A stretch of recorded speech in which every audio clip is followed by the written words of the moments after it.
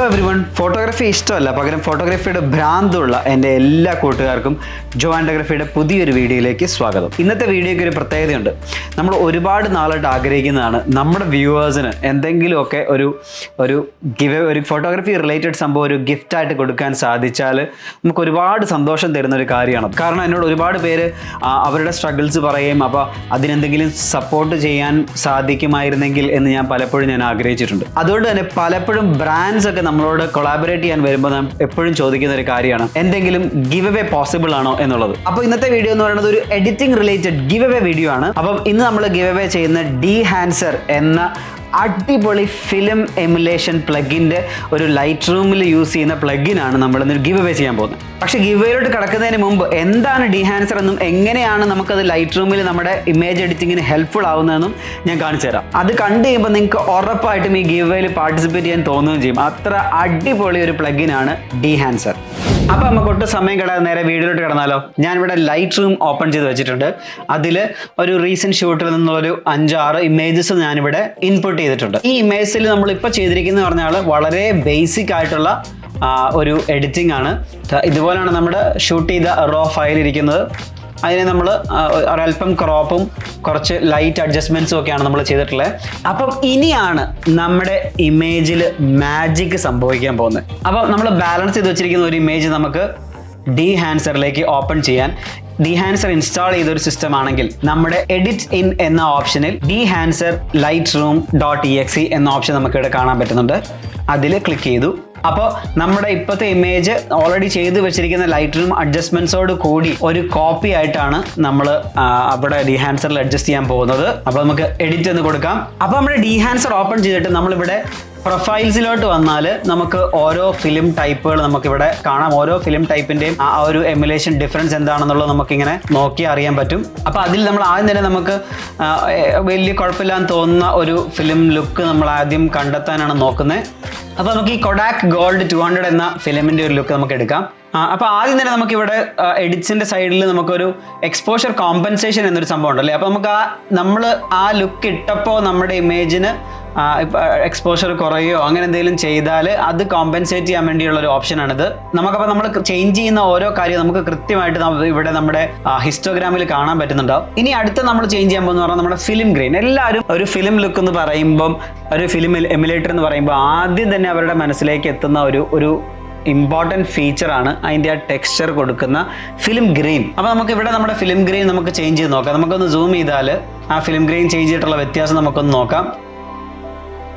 അതിൻ്റെ എമൗണ്ട് അപ്പോൾ നമ്മൾ സ്ലൈഡ് ചേഞ്ച് ചെയ്യുന്ന സമയത്ത് വരുന്നതല്ല ആക്ച്വൽ ഇമേജ്, അതിന് ഒരു സെക്കൻഡ് കഴിഞ്ഞ് പ്രോസസ്സ് ചെയ്തിട്ട് വരുന്നതാണ്. ഫോർ എക്സാമ്പിൾ ഇപ്പോൾ കാണുന്നതല്ല ആക്ച്വൽ ഇമേജ്, ഇതാണ് പ്രോസസ് ചെയ്ത ഇമേജ്.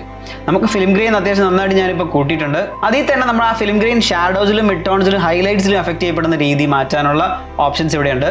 ഇനി അടുത്തതെന്ന് പറഞ്ഞാൽ ഹെയിലേഷൻ. ഞാൻ ഡാവിഞ്ചി റിസോൾവിലെ Dehancer പ്ലഗിൻ്റെ വീഡിയോ ചെയ്തപ്പോഴും പറഞ്ഞിരുന്നു, ഹെയിലേഷൻ എന്ന ഒരു ഇഫക്റ്റ് എനിക്ക് ഭയങ്കര ഇഷ്ടമാണ്. കാരണം അതൊരു സത്യത്തിലൊരു ഡാമേജ് ആണ് അല്ലേ. നമ്മുടെ ഒരു കോൺട്രാസ്റ്റ് ഉള്ള സ്ഥലത്ത് ഒരു ഗ്ലോ വരുന്നു എന്നുള്ളത് ഒരു പോസിറ്റീവ് കാര്യമല്ല. എങ്കിൽ പോലും നമ്മൾ കണ്ട് നമ്മൾ പഴയ ക്യാമറയിലൊക്കെ എടുത്ത് ഒരുപാട് ഇമേജിനതൊക്കെ ഉണ്ടായിരുന്നു.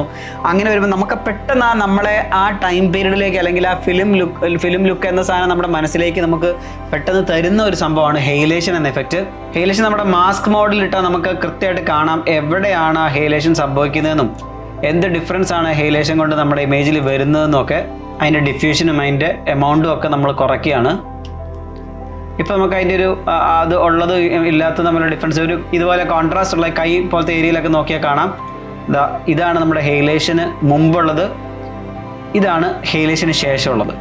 ഇത്രയും നമുക്ക് വേണ്ട. ഞാൻ ഒബ്വിയസ്ലി എല്ലാം ഒരു എക്സ്ട്രീം ആയിട്ടാണ് പുഷ് ചെയ്യുന്നത്. ഇനി ഹെയിലേഷന് ശേഷം ബ്ലൂം, ഇതും അതുപോലത്തെ ഒരു ഗ്ലോ കൊടുക്കുന്ന ഒരു ഇഫക്റ്റാണ്. ബ്ലൂം ഇപ്പോൾ ഇരിക്കുന്ന രീതി ആക്ച്വലി ഓക്കെയാണ്. പിന്നെ ഉള്ളത് വിനിയേറ്റും നമ്മുടെ ഇപ്പോഴത്തെ ഇമേജിന് എനിക്ക് ഓക്കെ ആയിട്ട് ഫീൽ ചെയ്യുന്നു. അതുകൊണ്ട് ഞാൻ ഇത് മാറ്റുന്നില്ല. ഇനി ജസ്റ്റ് ഒന്നുകൂടെ ഞാൻ പല ഫിലിം സ്റ്റോക്കുകളുടെ ഡിഫറൻസുകൾ ഞാൻ ഒന്ന് ഓടിച്ച് കാണിച്ചു തരാം. പല ടൈപ്പ് ഫിലിം സ്റ്റോക്കിൽ ഷൂട്ട് ചെയ്താലുള്ള ലുക്കിൻ്റെ ഡിഫറൻസ് നമുക്കിവിടെ കാണാൻ പറ്റുന്നുണ്ട്. ഒരുപാട് ഫിലിം സ്റ്റോക്സിൻ്റെ ഒരു എമുലേഷൻ നമുക്ക് ഇവിടെ അവൈലബിൾ ആയിട്ടുണ്ട്.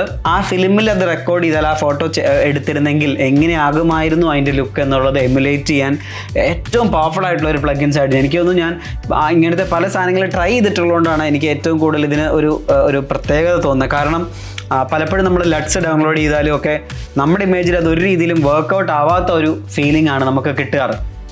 പക്ഷേ ഇവിടെ നമുക്കത് കൃത്യമായി വർക്ക് ചെയ്യുന്ന ഒരു സാധനം കിട്ടിയപ്പോഴാണ് ഞാൻ ആക്ച്വലി ഈ ഒരു പ്ലഗിനെ ഞാൻ സത്യത്തിൽ ശ്രദ്ധിക്കാൻ തുടങ്ങിയത്.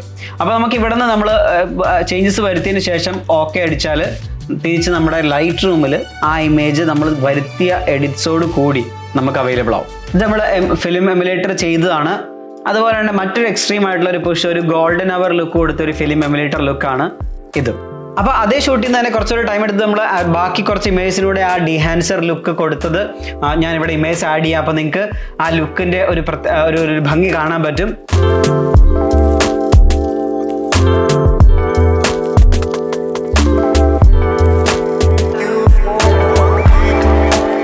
അപ്പോൾ ഇനിയാണ് നിങ്ങൾ എല്ലാവരും വെയിറ്റ് ചെയ്തിരുന്ന ആ ഗീവ് അവേ. Dehancerന്റെ ലൈഫ് ടൈം വാലിഡിറ്റി ഉള്ള ഒരു ലൈറ്റ്റൂമിൻ്റെ പ്ലഗിൻ നമ്മൾ നമ്മുടെ ചാനലിൽ ഗിവ് അവേ ചെയ്യുവാണ്. ഇതാണ് ആ പ്ലഗിൻ്റെ ഡീറ്റെയിൽസ് ഉള്ള പേജ്. നമുക്ക് കാണാൻ സാധിക്കും ഏകദേശം $200 വില വരുന്ന, അതായത് നാട്ടിൽ ഏകദേശം 16,000 രൂപയ്ക്ക് മേലെ വില വരുന്ന ഒരു പ്ലഗിനാണിത്. അപ്പം ഈ പ്ലഗിനാണ് നമ്മൾ നമ്മുടെ ഗിവ് അവേയിൽ ഒരാൾക്ക്, ഒരു ലക്കി വിന്നർക്ക് കൊടുക്കാൻ പോകുന്നത്. അപ്പോൾ നമ്മുടെ ചാനൽ സബ്സ്ക്രൈബേഴ്സ് ആയിട്ടുള്ളവർക്ക് മാത്രമാണ് ഇതിൽ പാർട്ടിസിപ്പേറ്റ് ചെയ്യാൻ പറ്റുക.